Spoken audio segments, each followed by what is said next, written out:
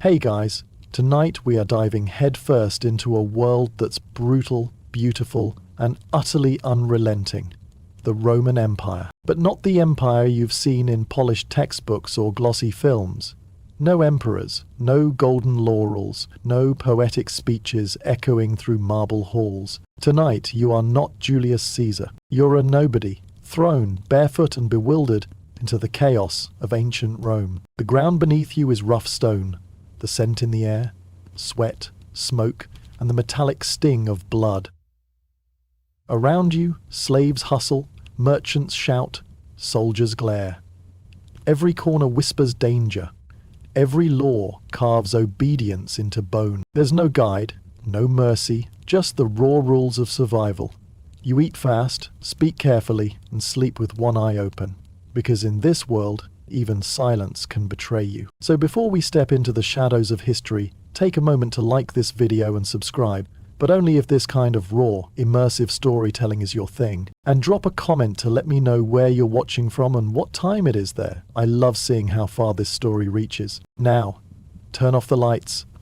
Let the soft whir of your fan become the wind of a forgotten age, brushing through Roman streets. Close your eyes, just for a second, and when you open them again, you'll be in Rome. And Rome doesn't care who you are. And now, let us ease into tonight's journey together. You open your eyes to a harsh symphony. The sharp cries of merchants, the frantic clucking of chickens, the wail of an infant echoing from a nearby corridor. The air is thick with the scent of smoke, damp stone, and too many unwashed bodies. Welcome. You've just awakened in a Roman insula, the ancient world's answer to the apartment block. But don't be fooled by the word home. This towering wooden hive is a labyrinth of narrow stairways, crumbling walls, and flammable hopes. It creaks with every breeze, groans with every step. One careless ember, and the whole place becomes a pyre. It's held together by dust, whispered prayers to Vesta, and a builder's promise made cheap in the Senate's shadow. Your room is a stone box, barely bigger than a closet, with sweating walls in summer and icy ones in winter. A straw mattress, alive with lice, is your bed, cloaked in a blanket that smells of regret. There's no window, just a hole that invites smoke, air, and the occasional pigeon. Your worldly goods. A clay cup, a worn tunic, maybe a comb if you're fancy. Cooking's banned, a single flame could torch the building. Your chamber pot lurks in the corner, waiting for its grim journey down rickety stairs to the street's open gutter. Through paper-thin walls you hear your neighbour's prayers, coughs, and private moments you'd rather not. The air chokes with smoke, mildew, and humanity's unwashed perfume. Bread bakes below, but it's not for you.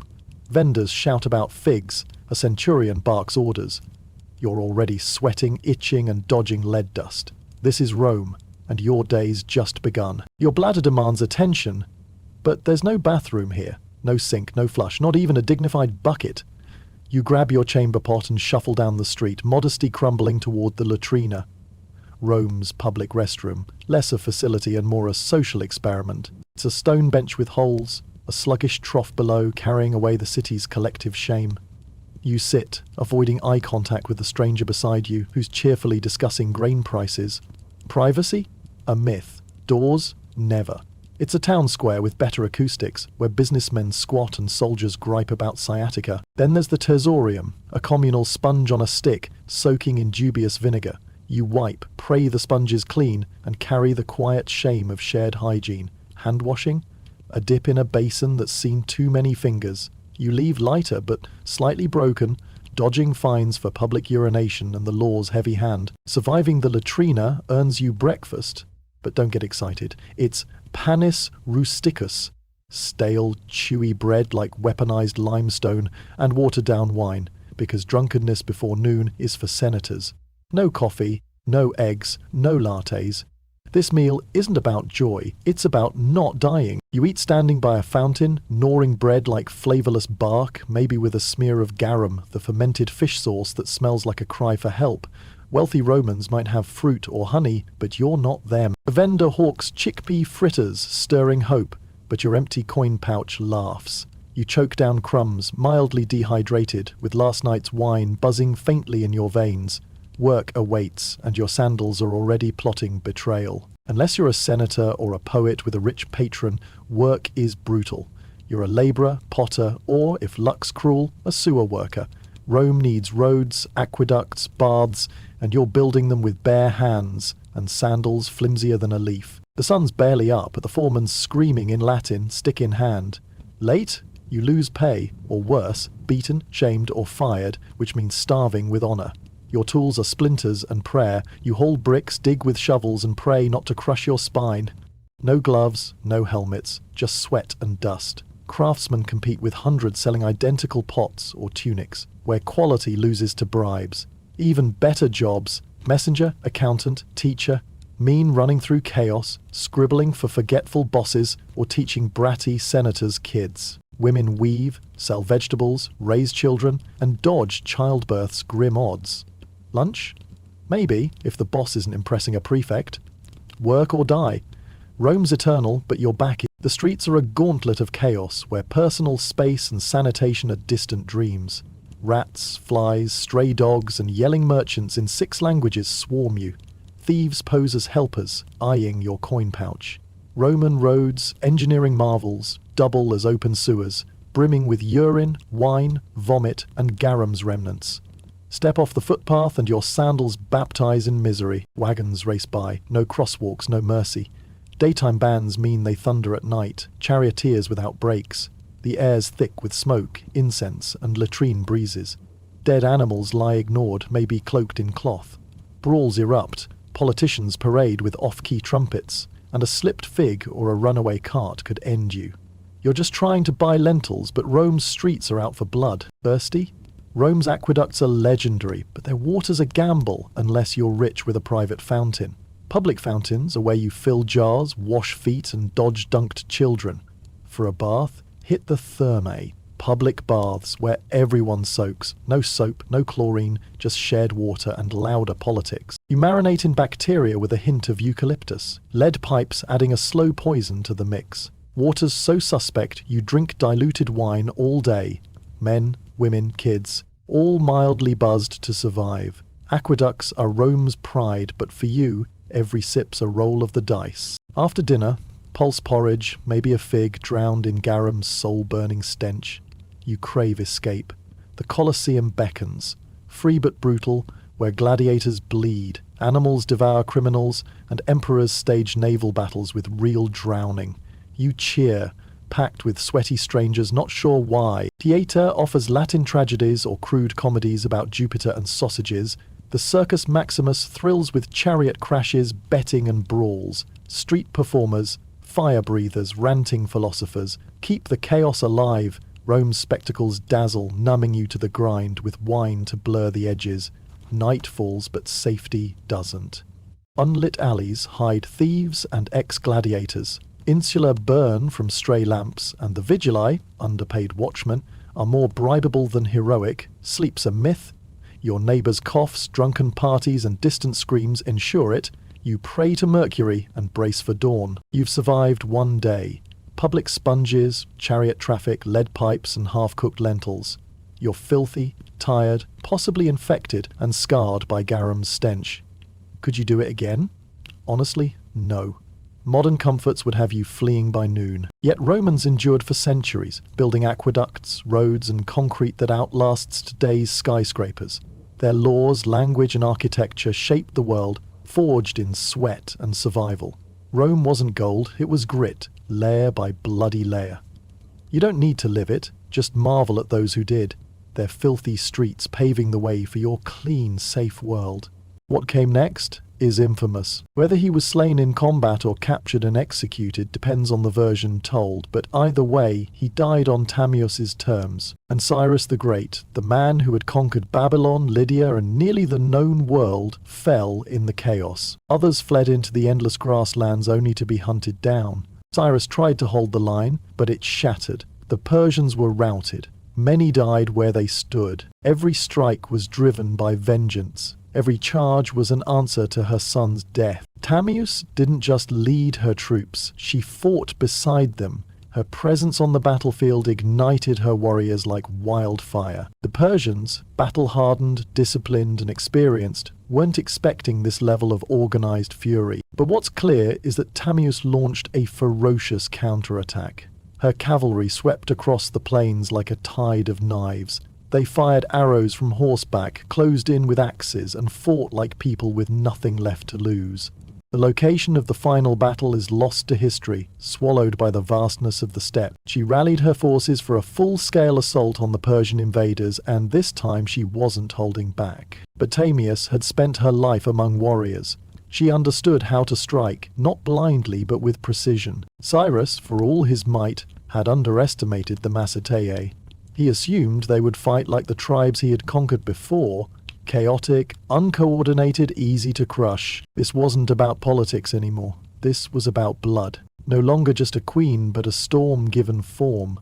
Her warriors, hardened by the nomadic life, painted their faces with ash and rage. The sun rose over the plains like a blade, sharp and blinding. Tamius stood at the head of her army. The next battle would not be a skirmish. It would be an execution. Cyrus had taken her son. He had violated her land. Now he would meet not the queen of the Massagetae, but the mother of a slain warrior, the last face he would ever see. She promised to make the ground run red with Persian blood, and her vengeance would not be quiet. "You may be a glutton for blood," she said, "but I swear I will give you your fill." Her grief was volcanic, but her rage became legendary. She sent another message to Cyrus. This one wasn't a warning. It was a vow. The battle was brutal and swift. Among the dead was Spargapaises, Tamius's son and Massagetae commander. Accounts differ on what happened next. Some say Spargapaises was taken alive and, realizing his capture, begged for death and took his own life. Others claim he was killed in the fighting. But all agree, when news reached Tamius, something inside her shattered and then turned to steel. It was a baited trap, and Cyrus took it, perhaps thinking the enemy had panicked and fled. Inside the camp, he left a portion of his army under the command of General Harpagus, a trusted officer. As the Massagetae returned under the cover of night, they fell upon the drunk and unsuspecting Persians with deadly precision. But Cyrus crossed anyway, building a bridge of boats to carry his army into Massagetae land. Instead of striking immediately, Tamius pulled her forces back, luring Cyrus deeper into unfamiliar terrain. The Persians found an abandoned camp well stocked with food and, more importantly, wine, a luxury the nomadic Massagetae rarely indulged in. But Tamius was already preparing. She knew the terrain. She knew how her people fought on horseback, fast and furious. And most of all, she knew Cyrus wasn't just coming for land. He was coming to crush a woman who dared to say no. The world's most powerful king had declared war, but he had no idea what kind of fury he had just awakened on the steppe. Cyrus the Great, master strategist and seasoned conqueror, believed he could outwit her. He had faced kings, crushed cities and subdued nations. To him, the Massagetae were little more than wild nomads with fast horses and no cities to defend. He didn't realize he was stepping into the path of someone just as cunning and far more furious. Tamius had warned him. After rejecting his marriage offer, she sent a clear message: cross the Araxes River and you will regret it. But Cyrus also knew brute force wasn't always the best first move. He had a reputation for cleverness, diplomacy, and strategic trickery. So he tried a different approach, one that kings before him had used to dissolve threats without a single drop of blood. He proposed marriage. According to ancient sources, notably Herodotus, Cyrus sent envoys to Tamius offering an alliance through matrimony. On paper it was a royal match, the great king of Persia and the warrior queen of the Massagetae. But Tamius wasn't naive. She saw the proposal for what it was, not an offer of love or partnership, but a calculated attempt to absorb her people without a fight. She declined, and that rejection didn't sit well in the halls of Persepolis. With the diplomatic games over, Cyrus shifted to his favorite language: war. He ordered his army to cross the Araxes River, the natural barrier that separated Persia from the land of the Massagetae. He was going to take what Tamius refused to give. While Tamius reigned over the open steppes far to the south, a different kind of power was rising, structured, imperial, relentless. Cyrus the Great, founder of the Achaemenid Empire, had already conquered Lydia in the west and Babylon in the south. His banners flew over deserts, mountains, and cities where languages changed every few days' ride. But Cyrus wasn't done. He was a builder of empires, and every builder eventually eyes the horizon. To Cyrus, the Massagetae were a threat wrapped in opportunity. They weren't rich in gold or cities, but they controlled the northeastern frontier, and that meant access to key lands, resources, and trade routes. More importantly, the Massagetae had something no empire could afford to ignore: pride. And pride, in Cyrus's eyes, could be bent or broken. Tamias likely came to power after the death of her husband, who may have ruled the tribe before her, but what's certain is that when the moment came, she didn't inherit leadership, she seized it. In a time when most women were considered property, Tamias commanded an army. She negotiated with kings, she dared to speak as an equal.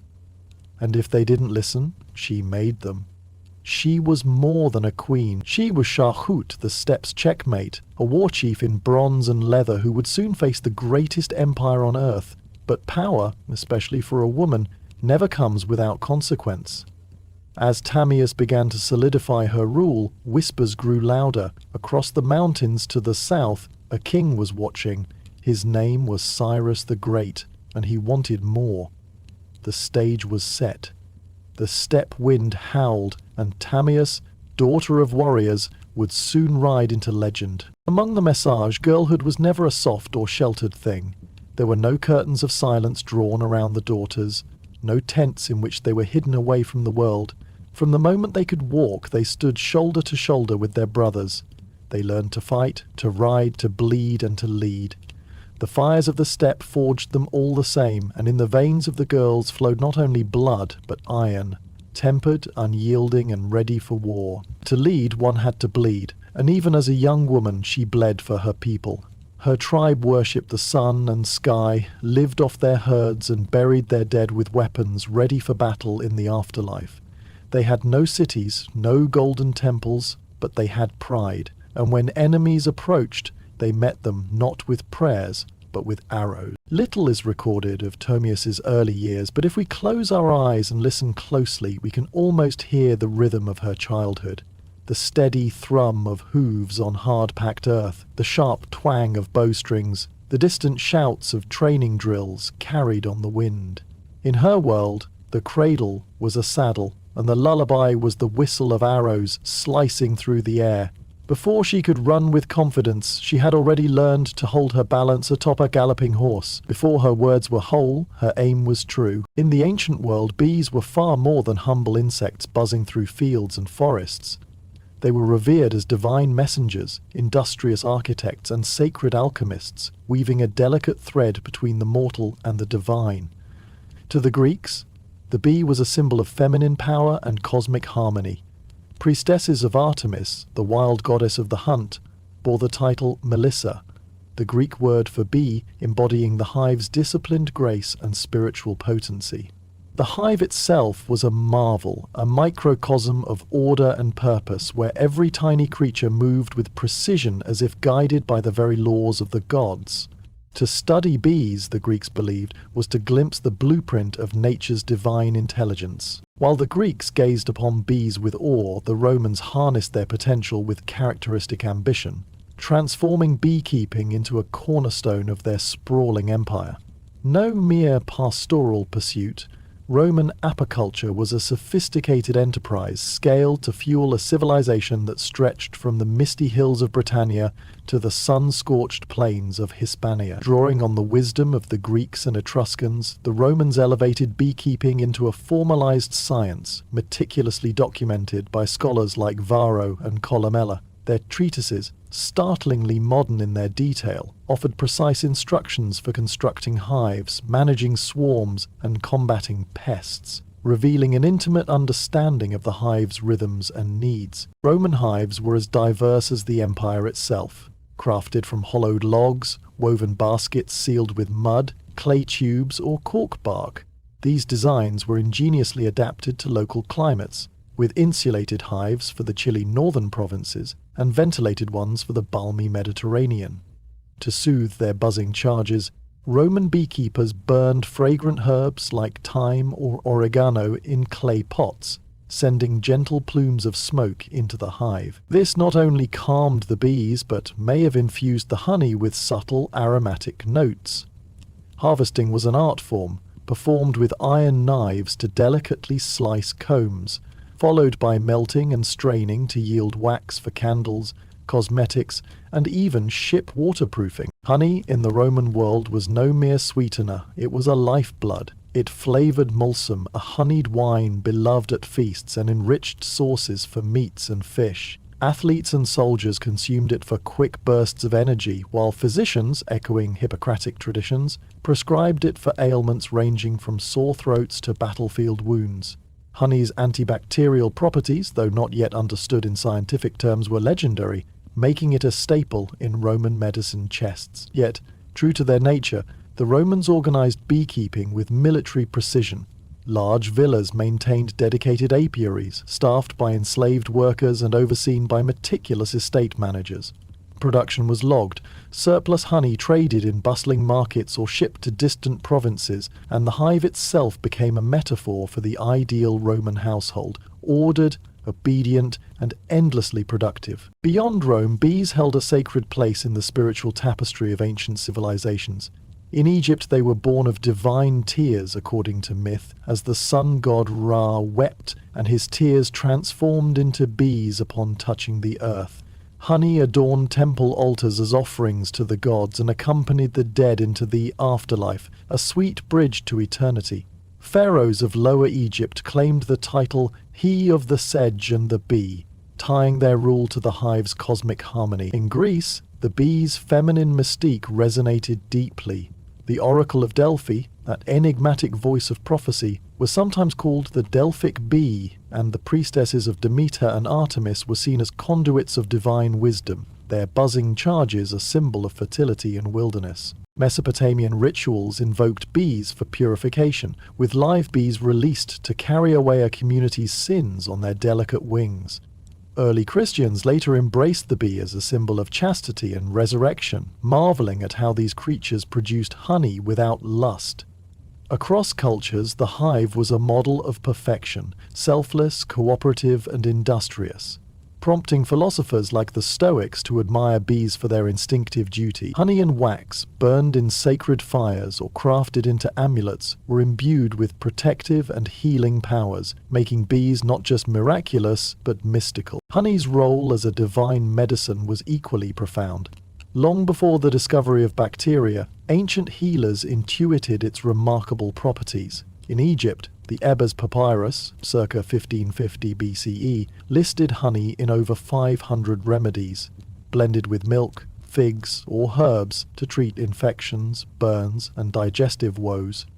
Greek physicians, led by Hippocrates, prescribed honey for ulcers, fevers, and fatigue, mixing it with vinegar to create oxymel, a tonic for clearing phlegm. Roman surgeons kept honey on hand to dress wounds, while athletes drank honeyed water to fuel their Olympic triumphs.